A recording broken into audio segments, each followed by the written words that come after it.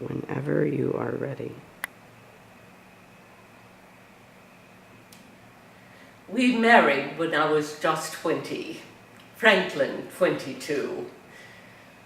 According to the New York Times, I was an orphan given away in marriage by President Theodore Roosevelt to his cousin, Franklin Delano Roosevelt. The interest in the wedding was intense. Well, not because of me or Franklin. As my cousin Alice said of her father, he's the bride at every wedding, the baby at every christening, and the corpse at every funeral. The bride and groom were purely incidental. Ugh. Is anyone ever really prepared for marriage? 6 children in 10 years. I was a mother of 6, with no preparation, ill at ease, awash with anxiety. My firstborn, a daughter, was immediately handed to the nurse. No one believed I could care for her, least of all I. My only salvation in this domestic hive, buzzing with nannies and nurses and chaos, was my mother-in-law, Sarah. She had helped mother me, and now, thank heaven, she helped me get a grip on these children. I made some terrible mistakes. Well, all the experts say babies need fresh air.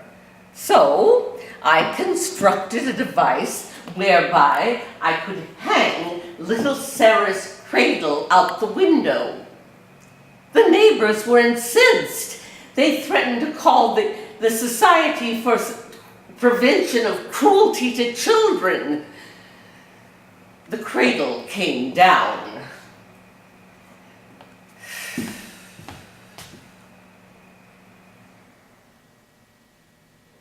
One of my babies, Franklin Jr., died at 7 months. I think my blue moods and general misery affected my next-born, Elliot, whom I was carrying when Franklin Jr. died.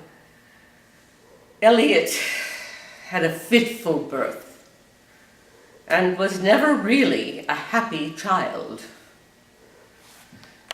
Gradually, I did relax and even become somewhat competent. It's a situation I suppose one simply gets used to. Papa dispensed charm and exciting diversions. Granny Sarah provided expensive treats. Mummy kept law and order. We managed. Still, I couldn't keep producing children. In 1916, after John was born, I closed the bedroom door. I simply didn't know what else to do. As a mother, I believed one should stop preaching ethics and morals to children. Instead, furnish an example by living. Stop shielding your children and clipping their wings. Have vision yourself and boldness of soul. The next generation will care for itself. These were my aspirations. My real mistake as a mother was not drawing close. I was so concerned as to how the children were raised, I wasn't wise enough to simply love them. I didn't cultivate intimacy. If my children or anyone hurt my feelings, I pulled back. They say I turn to stone.